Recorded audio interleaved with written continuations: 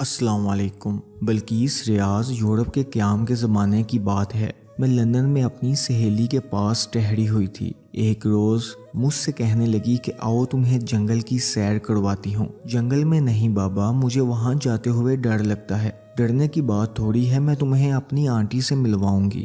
Aunty? میں نے حیرت سے پوچھا۔ ہاں، وہ جنگل میں رہتی ہیں۔ تو کیا وہ اکیلی جنگل میں رہتی ہیں؟ کچھ لوگ اور بھی ہیں، مگر وہاں بہت کم گھر ہیں۔ اچھا۔ میں بے دلی سے اس کے ساتھ اپنی سہیلی کی آنٹی گریس سے ملنے کے لیے چلی گئی تھی۔ 1 گھنٹے کی ڈرائیو پر جنگل آ گیا تھا۔ ہم دونوں ایک چھوٹے سے گھر میں آنٹی گریس کو ڈھونڈنے لگی تھیں۔ وہ باورچی خانہ میں چائے کا اہتمام کر رہی تھیں۔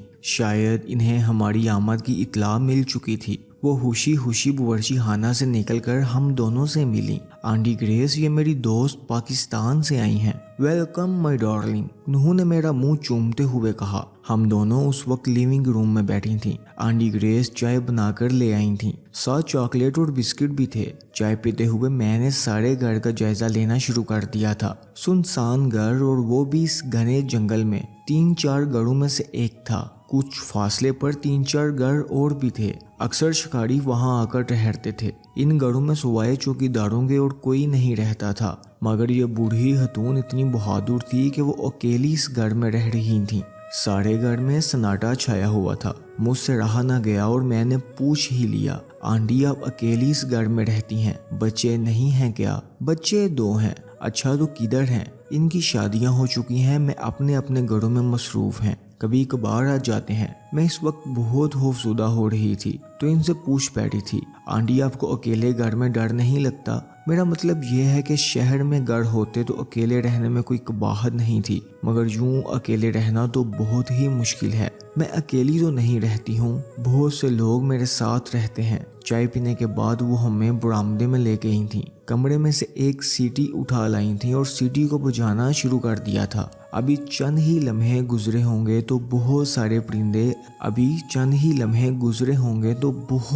پرندے آ کر ان کے کندھوں پر بیٹھ گئے۔ رنگا رنگ کے خوبصورت پرندے تھے۔ وہ مسکرائیں اور بتانے لگیں، یہ میرے ساتھی ہیں، میرے ساتھ کھانا کھاتے ہیں، میں ان سے باتیں کرتی ہوں۔ دیکھا، ڈھیر سارے بچے ہیں میرے، وہ ایک پرندے کے منہ کو چومتے ہوئے بتا رہی تھیں۔ میں حیران تھی کہ آنٹی گریس کو دیکھ کر جو ان پرندوں کے ساتھ خوش و خرم دکھائی دے رہی تھیں۔ میری حیرانگی کو دیکھتے ہوئے وہ مجھ سے گویا ہوئیں، نہ صرف پرندے میرے بچے ہیں بلکہ 2 بلیاں اور 2 کتے بھی ہیں۔ میں پریشان ہو گئی تھی، پوچھ ہی نہ سکی تھی۔ اس گھنے جنگل میں اکیلے رہنا، اور وہ بھی بوڑھی خاتون کا، یہ بات میرے لیے بہت ہی حیران کن تھی۔ صرف پرندوں کو اپنی اولاد بنایا ہوا تھا۔ آنٹی گریس نے 2 بلیوں کو بلایا اور وہ چپ چاپ آ کر ان کے قریب بیٹھ گئی تھیں۔ کتے اس وقت کہیں گھوم پھر رہے تھے۔ آنٹی، یہ جانور یعنی کتے اور بلیاں آپس میں لڑائی نہیں کرتے؟ میری بات کا جواب دیتے ہوئے بتانے لگیں، پہل تو ان کی لڑائیاں ہوتی تھیں، مگر میں نے ان کی تربیت کرنے میں بڑی محنت صرف کی ہے۔